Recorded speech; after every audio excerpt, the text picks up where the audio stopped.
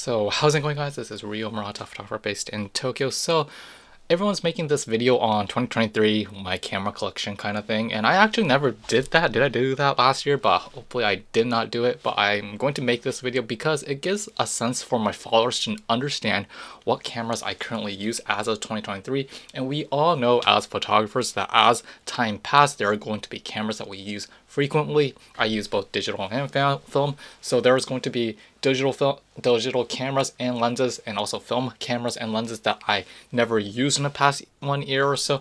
And I keep telling myself that if I didn't use it for like a year or maybe two or so, it's time to sell it off and use that money that I made and just invest that into newer equipment that I might be using in the future year to come, or some kind of experience such as traveling and stuff like that. So there's this sort of like virtuous cycle. I don't know if that's a word, economic terminology, because I'm an economic major, but it makes this sort of like flow going on, so you're not stuck with the exact same equipments for the past year. But obviously cameras that I use throughout the year, I'm gonna keep it. Cameras that I'm not going to use, I'm going to sort of like sell it. So this is sort of like giving you guys an indication of what cameras I use as of 2023. So let's get into it. I'm going to floor this, try to graze the surface as fast as I can with the most used cameras from the medium format to 35 actually, and then just end it there for you guys so you can sip coffee and just sit back and relax. So yeah, first off the list is my main camera, GW690, and I guess the majority of people who follow me either use this camera or are thinking of purchasing this camera. It's either probably those two, or maybe it's my relatives watching this video. But it's actually the camera that brought me into the world of medium format photography and also making YouTube videos. I actually lie, that's a lie. The camera that made me start my YouTube channel was the Nikon FM10 actually. That video was terrible. I wanted to take it down, but because that camera broke down, I think within like 2 years or so, I bought it during my photography years actually. And it got me thinking during the pandemics when it sort of like broke down, should I shoot with a 35 or should I just move up to medium format? Because I think back then a lot of people were starting to shoot with medium format film, and I never experienced that back in photography school, maybe once with the RB67, but that was basically it. And I was more like a commercial major, so I did not do much film work, unfortunately. So that's actually one of the reasons why I sort of like purchased the GW690, and I keep talking about my history of why I got this instead of the Pentax 67 and also the Mamiya 7. The Pentax 67 and the GW690 was actually lined each. It was like side by side at Camera Kitamura. Pentax was, I think, $1,500, and this was actually $600, $500 or so. And I basically grabbed this because I didn't know what it was, and I was like really interested in the rangefinder types of cameras, and also the the aesthetics of being so damn sexy rectangular. That's vulgar, unfortunately, but it actually was my main choice. And I chose that 3 years ago, and you guys might be asking me if I regret that choice, and I would say no, because this camera taught me so many valuable lessons, because it's a medium format camera and it's basically the largest format in the medium format realm. It only gets you only get 8 shots. You have to be really patient, and also you have to endure so much time to get that shot, because if you're gonna either get that shot or you're not gonna get the shot. And that's how I started my YouTube channel, and the majority of my shots were like terrible actually, because I'm not used to shooting in manual, unfortunately. So that focusing was an issue, and also like I have to like change the apertures and stuff like that, and also meter the readings outside when using this camera and double check if anything goes wrong. And it taught me a lot of valuable lessons such as that, and also like the long exposures that I mentioned in one of my videos, that it has a T mode, no B mode. So you basically have to like change the shutter speed, the aperture, to like close down the mirror and stuff like that, and that's just hectic. But I actually enjoyed using this camera, and obviously I'm going to be using this for next year until it breaks down actually. So, and obviously I can talk for 1 hour just about this camera, however I have to like go to the next part. But last but not least, I made a video on like how many years will it take for the GFX, the digital version of this GFX 50S2, and also the GFX 50R how long do you have to use it until you get the money's worth back compared to shooting with this? Because the bad thing about film is that you have to purchase the camera body itself and the lens. This is like integrated, fortunately enough, but you have to keep on purchasing film, so you're basically in a way burning cash as long as you shoot with this camera. And people like that idea, but there are people who are not used to doing that. So I after purchasing any kind of film camera, you're gonna start burning cash because you have to pay for the film stocks, you have to pay for the processing fees, and if you don't do the scannings fees, and there's these accessories that you need to purchase.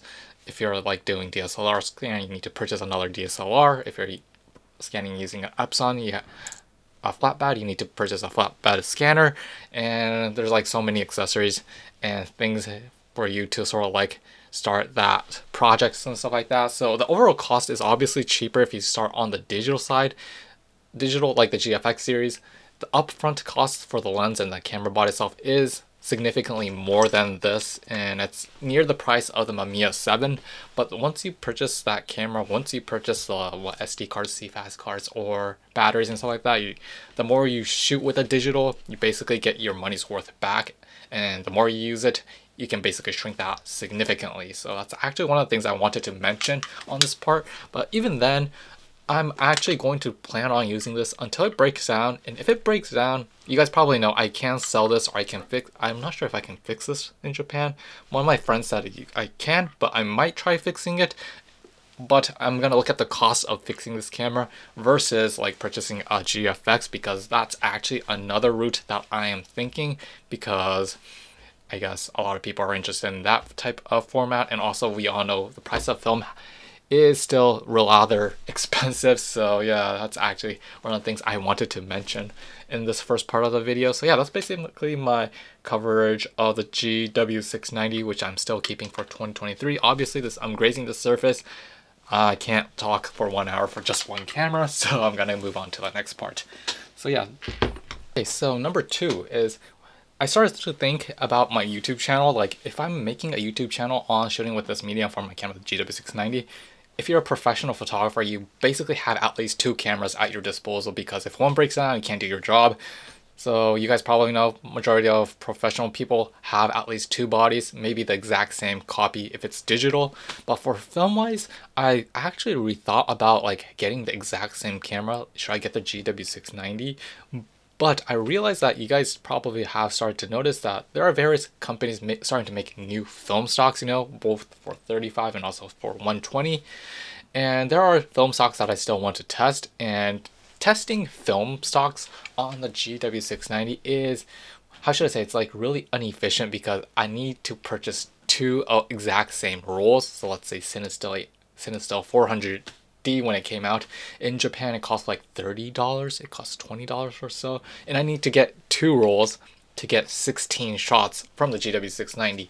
Versus if I purchase something like this, which is a Mamiya 645 1000S, which can shoot double the GW690's like head count actually, I can basically use just one roll and kind of get an idea of what that film is like, understanding that characteristics, and I can basically reduce the cost of shooting with the film. And this is actually a topic that a lot of people have been talking about, but I don't want to go into rolling in the deep, because I mean, there's like a lot of ways to save shooting with film, and one way is shooting with a smaller format. And for your reference and for education for people who are starting out in medium format photography, you have 4 options available. 35mm format, there's only just one format that what's the dimension, 246 height, I don't know the height and the width, but something like that. But you're stuck with that frame, right? That frame size. Same for digital. Medium format, however, you have 4 formats. You have the 645, which is the smallest, you get 15 shots. The Hasselblad's 6x6, so you get a square shot. Or the 6x7, which is it's like really famous and also popular actually. Mamiya 67, RB67, and the Mamiya RB and RZ. Sorry. But yeah, and also 6x9, there's only 1 or 2 cameras. One's like the GW690, and you basically have like so many options in the medium format film that if your budget is a constraint, 645 is the better bet because in the long run, you get more shots, you get more variety. It's like sort of like shooting with 35 mil, but you don't get 36 exposures, but you get doubled exposures, so you can test more on a 645 format. Should I shoot it vertically? Should I shoot it like horizontal? Should I shoot it like face up or like downwards and stuff like that? There's like so many things you can do with 645. However, 6x9, you can't test or you can't do much of an experiment type of things with this camera because it burns a lot of cash. So, and obviously, like, there were a lot of options such as a Contact 645, the Fuji GA 645 SI or something, I don't know, with the autofocus, and also the Mamiya Super 645, Pentax 645. I'm skeptical about the design team who made that camera. I mean, but all those options, I never went with the GA645 from Fuji because I hear the autofocus wasn't that reliable. But back in the days, Lagerfeld used that camera, fashion designer. And also the Contact 645 autofocus is exponentially expensive. It's like 3 grand or 4 grand right now, similar to Mamiya 7 actually. So I didn't go with that route, but I just wanted a sort of like a comfortable priced sort of like camera that works as a backup. And obviously, compared to the GW690, the default lens is the 80mm Sakura 2.8, which is fantastic. I shot great images with this camera system, and because it's an 80mm, which is equivalent to 50mm on a 35mm format, compared to GW690, which the 90mm is equivalent to 38mm, you get more compressions on the Mamiya's default setup, meaning that the buildings that you shoot, the people that you shoot, if it's fashion, the lines that you get, the horizontal and the verticals, will look much more cleaner, much more straight actually. GW690, you get a little bit of distortion going on because it is rather on the wide angle type of lens.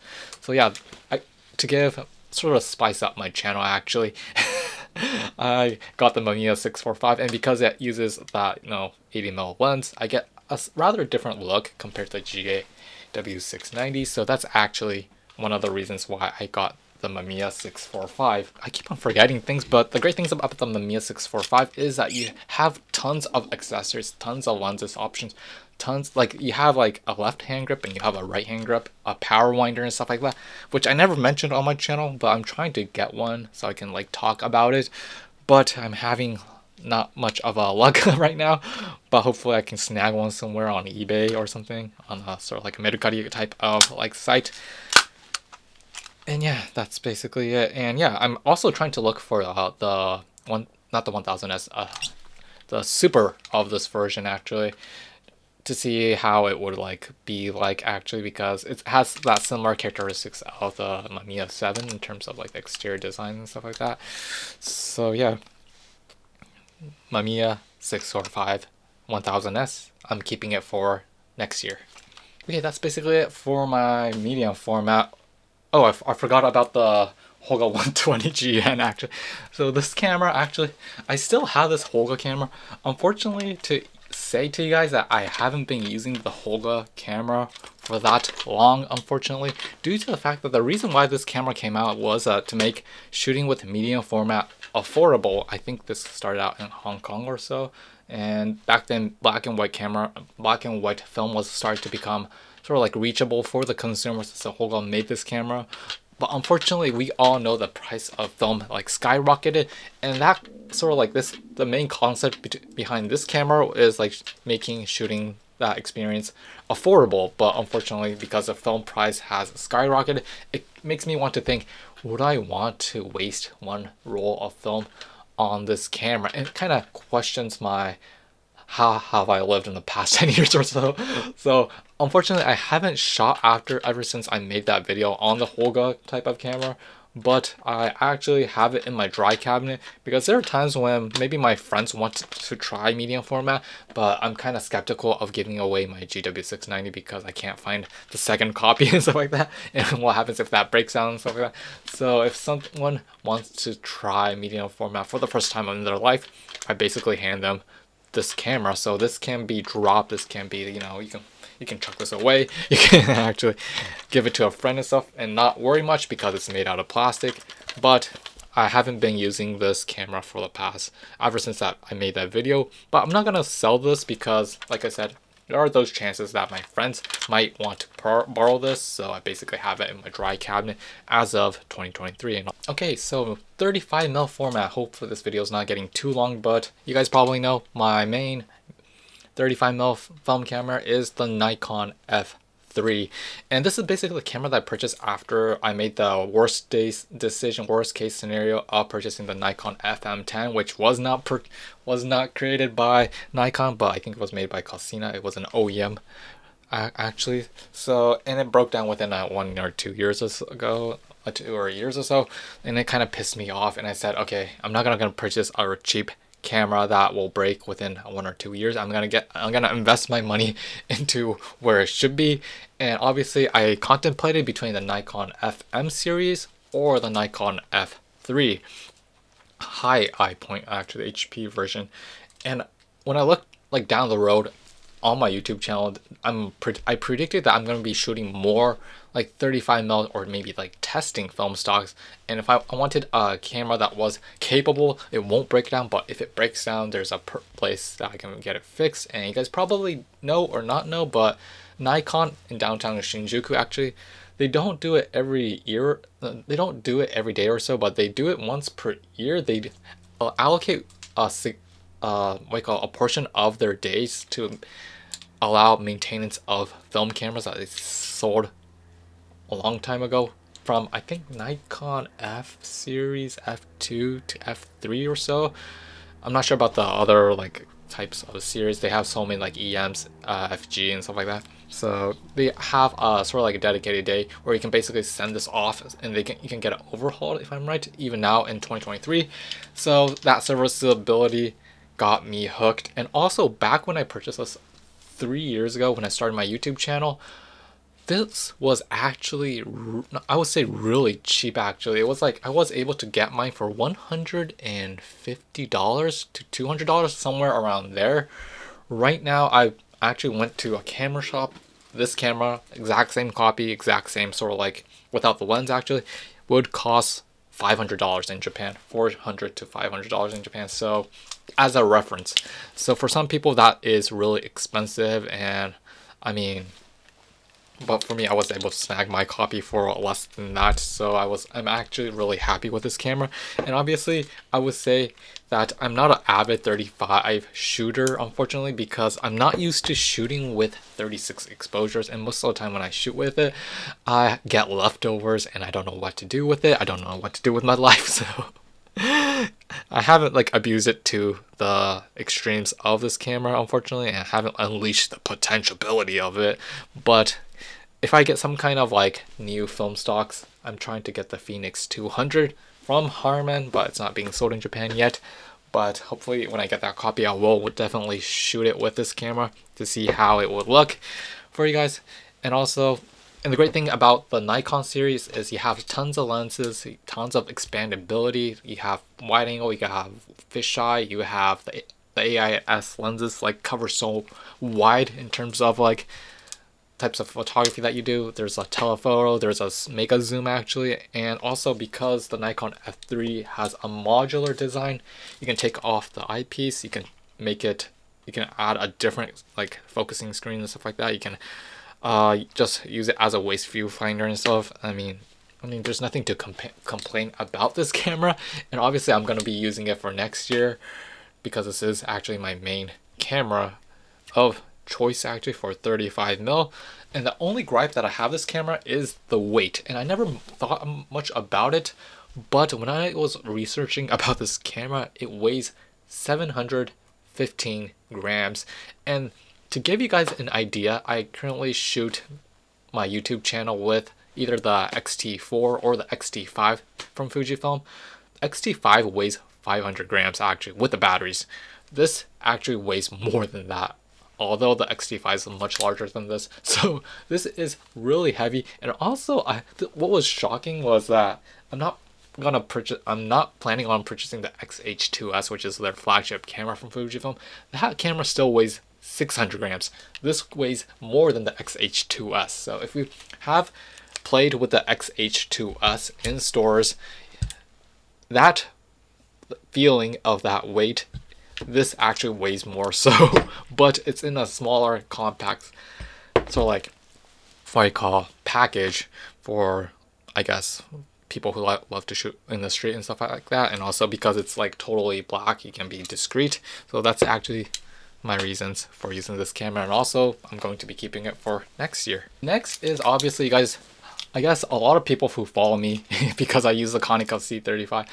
The main reason why I picked this camera up is you guys probably know that when I go onto trips, you guys been asking, one of the subscribers or followers asked me like, do you carry your like Nikon F3 on your trips and stuff like that? And my answer is no, due to the fact that I just mentioned earlier that weight is an issue. If I'm traveling with just one film camera, it would be the Nikon F3, no doubt about it. But you guys probably know 100% of my trips I use the GW690. But as a backup 35mm, I wanted a smaller camera, but at the same time not too, how should I say, taxing to my body and soul. Is that the way to say it? As in like, oh, this camera, this 35mm, I had to focus, I had to like get the, you know, the focus right, the aperture right, and I had to get the shutter speed right and stuff like that, and I had to meter and stuff like that. I wanted a more like playful type of camera, a camera that I could take my stress away from, because at the same time when I'm traveling, I'm most of the time shooting with the GW690. All my concentration is going into that area, and I don't want any interference when I'm shooting with trying to get a different type of shot on 35mm. So that's actually one of the reasons why I started looking elsewhere, and I initially wanted to purchase a smaller SLR from Nikon, but I had no luck. But somehow I went to a used camera shop. I don't know where I purchased this. Oh yeah, I got this from online, sort of like, yeah, eBay type of site actually. A person was selling this for like $30, and I was like, I didn't know much about it, and I like to research like cameras because I just enjoy it.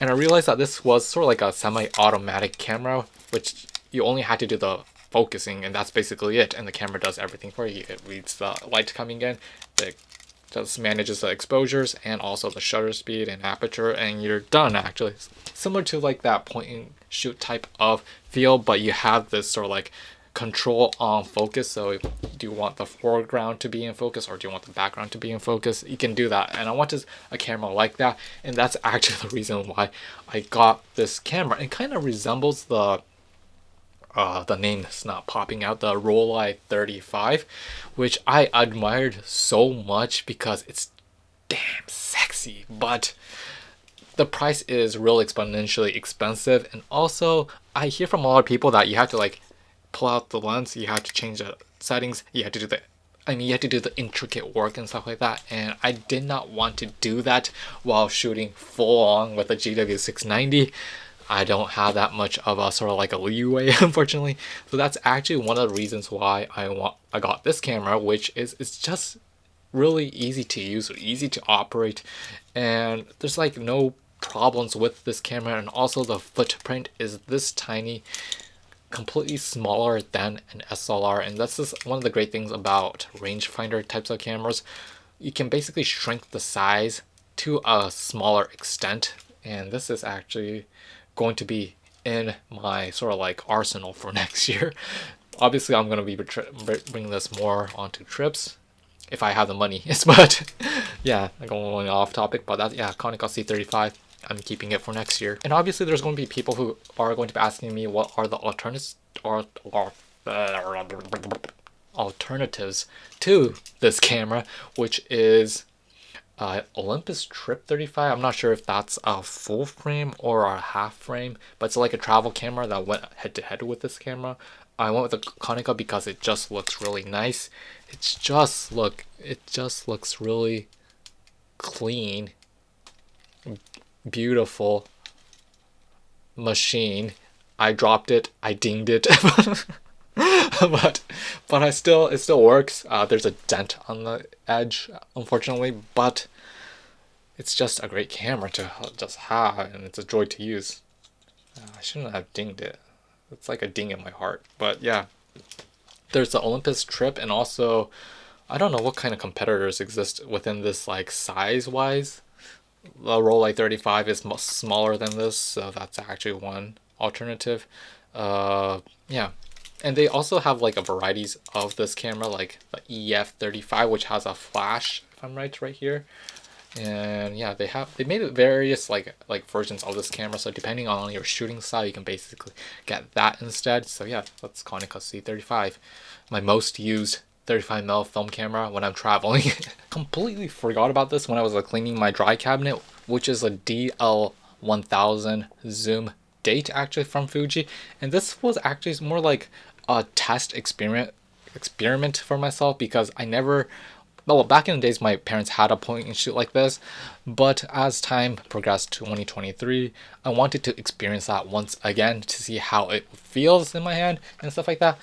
And I unfortunately got the DL-1000 zoom date, and there's going to be a lot of hate or love relationship going on with this camera. But if you just want a point and shoot, this is actually a great camera. I actually shot around Jindaiji area with this camera. But ever since I purchased the C35 from Konica, which is a lot smaller in terms of size and you get more control on this, I actually did not use much this year in 2023. I only used it once at that Jindaiji part to give myself sort of like a re-experience that shooting with a point and shoot and stuff like that. But I realized after shooting that I'm not a point and shoot type of guy, and I have to admit this might be due to the fact that you don't get any kind of manual control over the camera, because everything does it for you. The camera automatically reads the light coming in, and it basically adjusts the shutter speed and apertures, and also the focusing, which this is a 35 to 80mm. It is a decent camera, decent, I guess, point and shoot, but because it's like rather rectangular, long, it's like really long actually, compared to a C35 actually. It's actually, this is hard to put in my pocket, and the harder it is to put it in my pocket, obviously, the less willingness that you want to bring it out actually. And if I'm bringing this, I have to put it in a bag actually, so that's actually one of the gripes that I have with this camera. It's not like this camera's bad or anything. It's my way of shooting. I would rather have something that fits in my jacket. And the Konica C35, this slim profile fits almost everywhere. In my down jacket, in my sort of like, if it's in this pocket too, I can do it here, you know, I can pull it out. I mean, that is what I wanted, but this camera couldn't provide me that. But because it is a point and shoot, and this is basically the only point and shoot that I have, I'm gonna keep this for 2024, because you guys probably know my friends ask me for cameras. They think I'm a film camera whore or something. People think I'm a film camera collector or something, and if they ask, I can lend them camera. I'm not gonna lend you guys my GW690. No, no, no, no, no, no, no, no, no, no, no, no. But yeah, the same as the Holga 120. If they want a film camera, I'll just lend them this, and yeah. I think the problem with this camera was, I think the battery, I completely forgot about it. It uses a lithium battery. I forgot the type. I'll put it somewhere here. But that type of battery was actually harder to find in Tokyo, so that's actually one of the downfalls of this camera. And the majority of like cameras from Fujifilm use that type of battery, and it's actually really hard to find a battery for a point and shoot compared to these types of what you call Konica C35, which uses the typical LR44, SR44 type of batteries, which is widely available throughout the world. This one is just hard to like sort of like manage and maintain that because when the battery dies, you have to purchase a new one. So okay, moving on. This is actually the last one actually, and I'm actually still making a video on this, unfortunately. So yeah, last but not least is non-disposable type of camera, which is like that, you know, plasticky type of camera.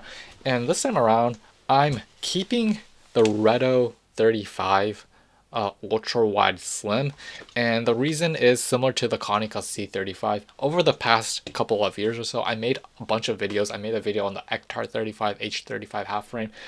For Sprite, I made a video on the Kodak M35 and stuff like that. Those white call cameras where you can reuse the body itself, but you can basically swap out the film stocks, so you don't have to purchase those, disposable cameras, which are really expensive. They're like $15 in Japan. I think I reached to this point where this might be my answer for that, what you call non-disposable type of cameras, and I'm gonna make a video, so I'm gonna just scratch the surface of it. But this is probably the smallest, what you call non-disposable cameras in the market, this Reto 35 ultra wide. And the characteristics I'm gonna raise the surface is that it uses a really wide angle lens, 22mm if I'm right, but this compactness, this size is really tiny. It's like 2/3 the size of the Ektar 35 and also the L4 Sprite and also the Kodak M35 M38 actually. And in this footprint of compactness I enjoy because I can just stick it in my pocket. I can put it anywhere and not think much about it because it is like so tiny, and it's just easy to just bring out, to the open. And it's like one of the things I look for when I'm purchasing a camera, if it's like lightweight, compact, and usable. So I guess that's a trend that's going on within my sort of like camera collections, cameras that I use most of the time. Obviously these types of cameras are more for fun actually, not for serious type of work, and I'm still working on this video sometime soon. So yeah, that's actually my sort of like 2023 coverage of the camera collections that I use currently as of now. And obviously I'm going to be using those cameras that I mentioned for next year and see what would happen if anything pops up along the way. I don't know what's going to happen. My camera might break down and stuff like that. Okay, so that's basically it on my video coverage of the cameras that I use as of 2023 and the cameras that I'm going to be using for 2024. Hope that made a lot of insight from a lot of my followers who've been given that question.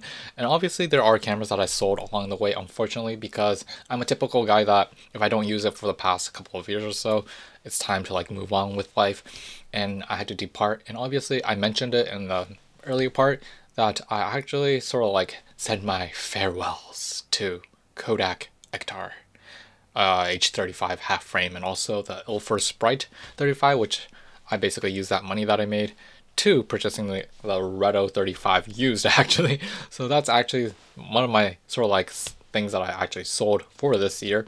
And for medium format and not large format, I haven't purchased a new camera at all, or 35 actually. That's basically the Reto 35 that I purchased. So that's basically it on my sort of like video on that topic that you've been waiting for. And obviously I'm kind of curious, like for this year 2023, what cameras did you purchase and what cameras did you sell? And I would love to hear the community. I would love to hear you guys, your voice, like what cameras did you sell and your reasons behind that, because like reading those comments is really entertaining in my eyes. So yeah, hope you guys enjoyed this video. We will see you next time. Peace out, and yeah, happy holidays.